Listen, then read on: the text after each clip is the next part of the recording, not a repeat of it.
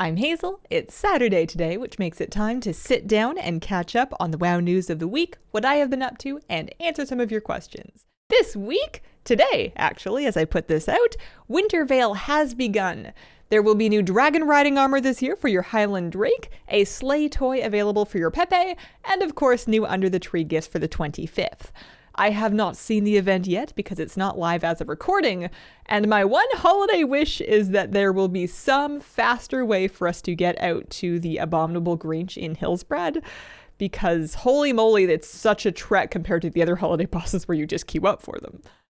Other news of the week, we had the Warden Day/Night armor set debacle. Basically, they've announced a new reward that's coming for completing 12 separate months of Fill the Bar for the trading post. Does not need to be consecutive, but once you have done 12 months of trading post, you're going to get this Warden's Look transmog set that shifts color going between day and night. It's a cool set. There was some concern in the community that because of the color shifting, it was going to be difficult to match individual items with other things because they would just change half the time. And Blizzard has now updated to say that static options will be available and will be awarded for that same achievement. Retroactively in 10.2.5, and then if you get the achievement after 10.2.5, you'll get all three sets at once. So the day set, the night set, and the color shifting set when you do this achievement. Look, they listened. Speaking of listening, there was an hour-long interview between Ian and the Community Council talking about solo and outdoor content.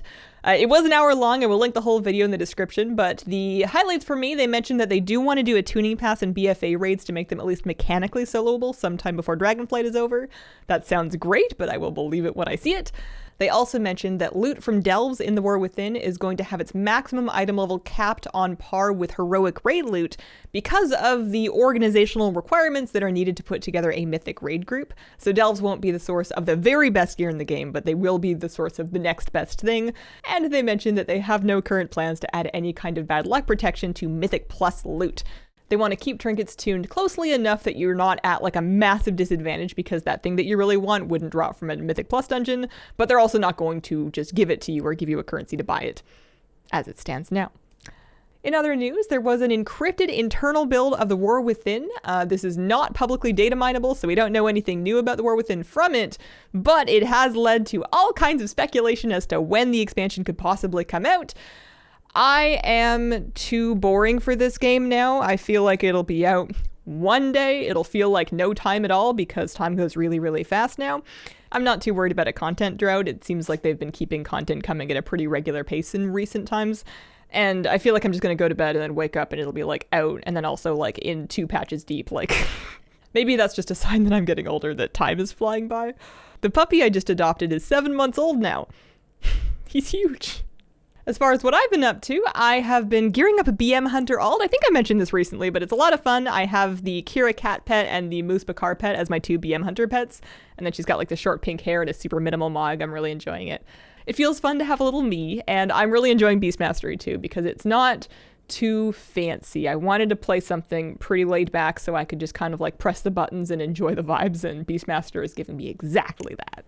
And then questions from this week. Thomas wants to know, what do you think about the new epic level 70 boosts with gear, level 20 renown, etc.? So these boosts, they put you at item level 424, which is the base that you need to queue for LFR.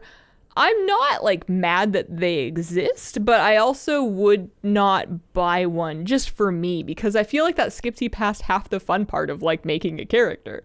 I like leveling. I like the joy of getting to learn each button one by one as you get them, as opposed to being dumped in at max level with a ton of stuff to read. And then getting a fresh 70 to item level 424 can be done in a day, especially if you just go replay the Emerald Dream campaign. The gear that you get from that and then the flight stones you get from that can upgrade your whole set to be LFR ready within like I said, a day or two. I've done it a couple times recently and it goes really fast. However, if you were somebody that works a lot, has friends that play, you want to get caught up and back in, and you don't want to sit down and replay the Emerald Dream campaign, it makes more sense to get a boost like this. I think I'm just not the target audience for them. And then Shoot wants to know, with your constant strive to get all of the mounts, are you motivated to get all the dragon riding customizations as well? I've felt an urge to get some recently, but only ones I feel are achievable. That's a healthy instinct. That is also a tactic that I take when I'm transmog hunting or something, is to have a rule of I only chase things that feel reasonable for me. So if I feel like I want to veto something because it looks gross to farm, then I just get to do that. I will say I've been getting more relaxed about even mount collecting lately, if we're being honest. It's not so much about getting all the mounts for me as it is about just getting more mounts. And then as far as the dragon riding customizations, personally, I'm kind of lumping them in the same bucket that I put soul shapes, which is that these are pretty and they're cool to collect, but they're kind of almost an expansion feature. Obviously, you can still enjoy your soul shapes now with a toy, and you'll be able to continue to like change out the skin of your various dragons and then use them. But you know, you can't have them all like concurrently, right? I'm not enough of a completionist to get something that feels to me like an expansion feature, because I kind of all of my steam is committed to mounts and pets, and I'm not even getting all of those. I think that if I was more of a completionist, I would really enjoy that grind, but I'm not too worried about it. I just kind of get them if they happen to me. And then that's been the week. I anticipate our next couple of news videos being very short or possibly skipped just because it's the holidays, so I'm not expecting a ton of news. Might take it a little bit easy until January. Appreciate you guys. If you have any questions for a news video, please pop it in the comments of the most recent one. Include the word question to help me find it. And I hope you have a wonderful, wonderful day.